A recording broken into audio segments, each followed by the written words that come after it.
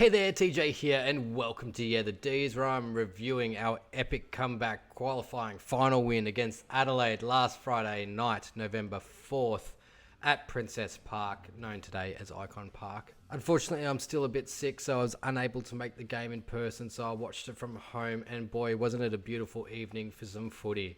The sun was out, it was dry, and looked like an absolute ripping day. Looked like a decent crowd too. So good on everyone for getting down there and getting behind the girls who have made finals from the second position and had a really tough opponent in Adelaide today. And they jumped us early, Adelaide. They really got in there. They had a fast start, the fastest start in AFLW history, I believe, which put us behind the 8-ball early, but it wasn't without sort of our own hand being involved in it. A rough handball from the centre circle was turned over, and also we looked to get an intercept inside 50, but tapped it down to the advantage of the Crows player to give them their first goal within 20 seconds of the game.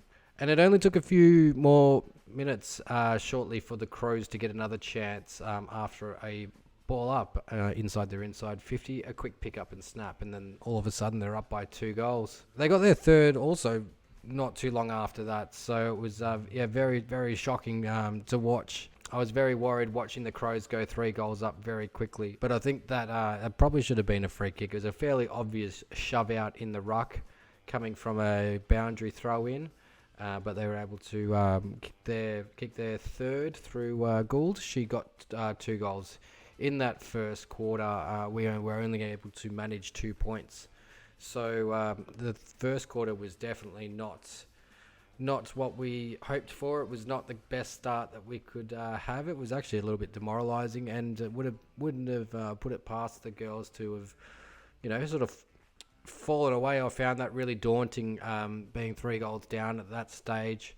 But they took on the challenge, and the second quarter was a lot better. So we were exactly 3 goals behind going into the second quarter. We started off the second quarter and really dominating and keeping the ball forward, which was fantastic. We managed to get 2 points on the board before actually scoring our first goal through Olivia Purcell.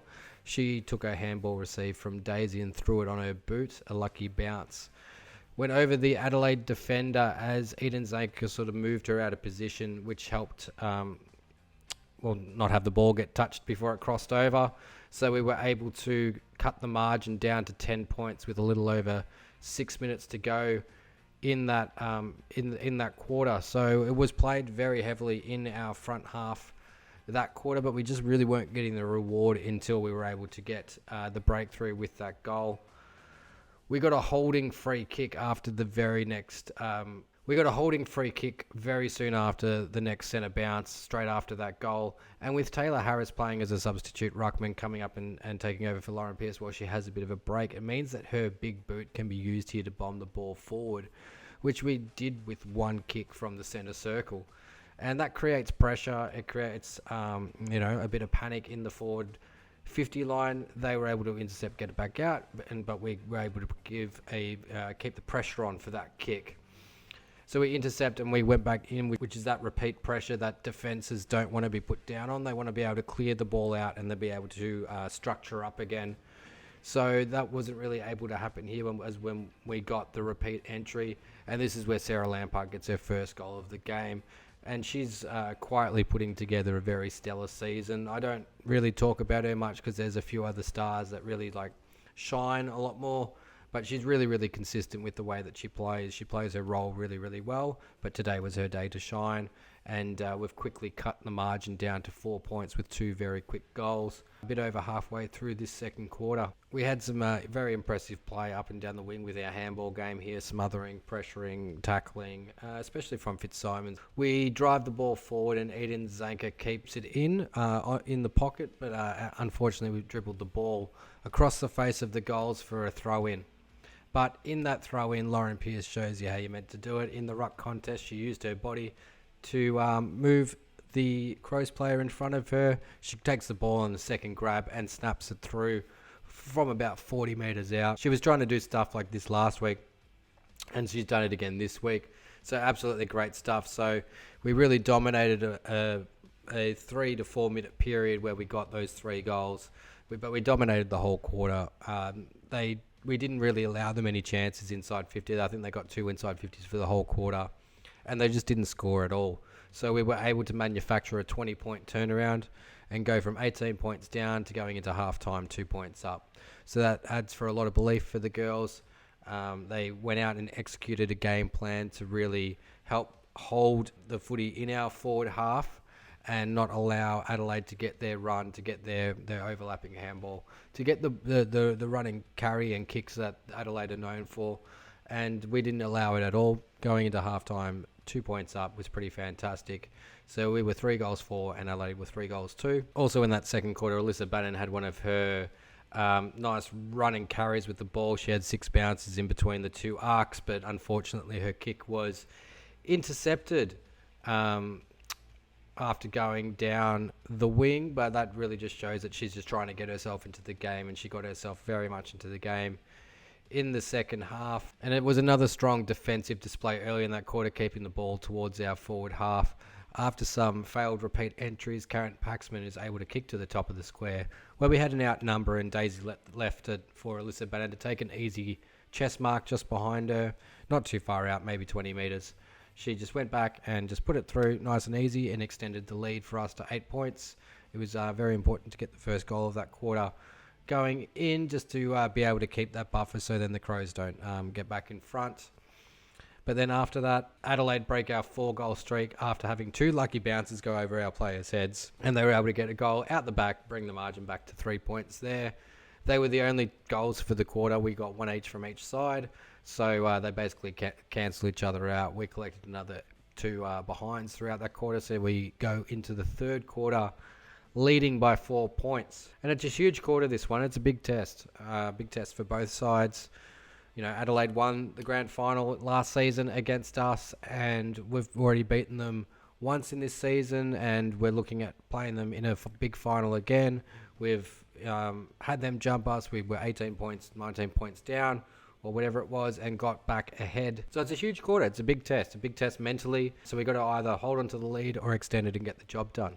Gets made a little easier for us in this third quarter when the Crows are very much under pressure in our defensive 50. One of our tackles holds the hand, so she can't quite get the hand pass out, and the umpire catches it as a throw and pays the free kick. Sarah Lampard is rewarded and kicks truly. She goes back, puts it through, extending the lead to 10 points and making it a 2-goal game, and she's got 2 goals on the board, getting a reward for effort here for a very solid season from her.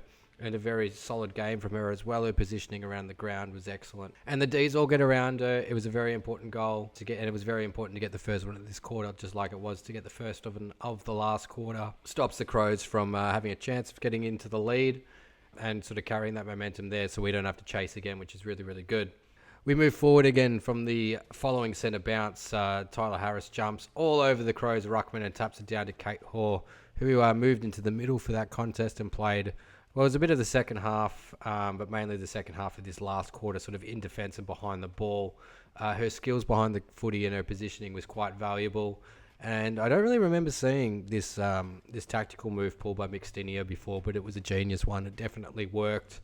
Taking Kate out of the forward line and just using her across sort of the back of the square, and it just opened up the forward line a bit more. Maybe got Alyssa Bannon in there, Lily Mithen and a few others. Yeah, when she went forward with that, Alyssa Bannon took an absolute ripping mark out in front of her opponent, which she lines up for the goal and just rolls up really close to the woman on the mark, and then just bolts around her, makes her look like an absolute fool because she was so flat-footed.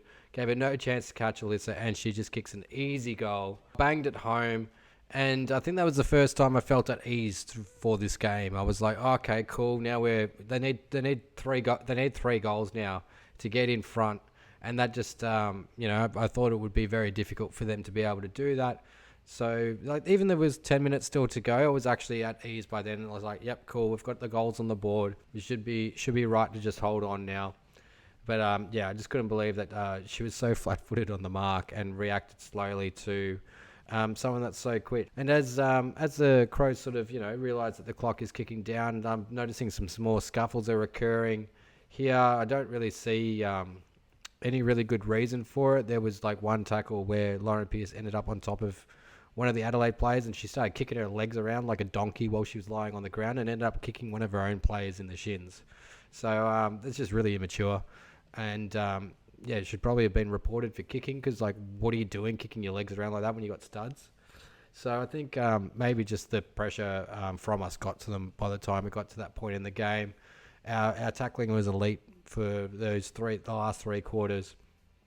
They didn't really get an easy possession after that first quarter, and that would have been very frustrating. There was also a tackle where Daisy Pearce was put down pretty hard after a hospital hand pass back coming back to her from West, and just Kate Hall was having absolutely none of it with the girls sort of lying on top of her. She got in and pulled it off, and I absolutely loved that. I loved seeing the girls stand up for each other. I think there's a really good bond and a really good chemistry between this Demons team. Blythe Macon had some really nice runs in this game. She performed very, very well. She's picking the ball up very, very clean. Kicks it maybe a little bit too high sometimes rather than penetrating forward, but she was able to bomb one into 50 after evading a tackle, and the kick went over Eden Zanker's head but just landed straight into her lap, and she was able to snap the sealer, our 7th goal for the game, which we'd kicked 7 out of the last 8 that were kicked for the game, and that was pretty much put away with about 7 minutes or so to go.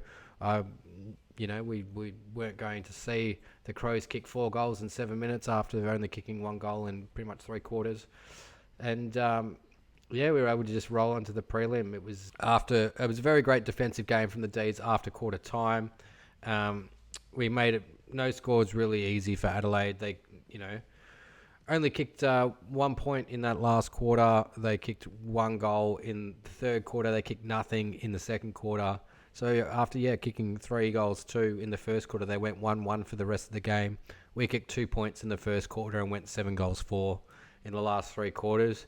And that was the difference. It was the way that we adjusted to the way that they were playing. We allowed them not to have any easy outs. They weren't really able to get a run on from there. So we got the job done, and now we're onto the prelim. We get the week off, and now we're waiting to see who the winner of Richmond or North Melbourne will be for us to face them. So that was pretty much it for the D's. So let's get into the team stats. And our midfield guns really got the most of it in this one. I'll just move myself over here a little bit. Tyler Hanks, 18 disposals, 12 kicks. Olivia Purcell with 26. She was huge through the middle and across half back. She got plenty of the ball. Eliza West was really good. She came off to get a bit of attention throughout the second quarter, I believe it was. And so probably not as much of an impact as she would have had, but she did suffer not having as much time on the ball. Alyssa Bannon with the 9 disposals and 2 goals, which was fantastic as well. Shelley Heath, 7 tackles, along with Olivia Purcell. They were just really, really good defensively. Tyler Hanks at 8. Good spread of defensive efforts, good spread of disposals. Sarah Lampard with the 16, 9 goals. With the 16 disposals, 9 kicks, 7 handballs, 4 marks, 4 tackles, and 2 goals, which was solid. So keep an eye on her as well. Karen Paxman was very important with her 14 disposals. She only had the 5 kicks, which was really, really interesting. So she had a few more handballs, but she was great at connecting through. As for the team stats throughout the game, we had quite a few more disposals, which very much came after quarter time. We just were hanging on to the ball more and playing a handball game, trying to sort of get it out. The free kicks evened up after the first quarter. Not that I would say that was intentional, but just sort of the way that the game just sort of came out.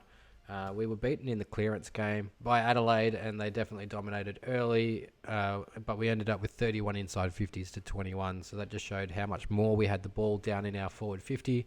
6 inside 50 marks to 2 is a huge discrepancy as well. You've got 3 times the amount happening there, and then tackles fairly even, hit outs fairly even, because the Crows are a good side. They're a very solid side.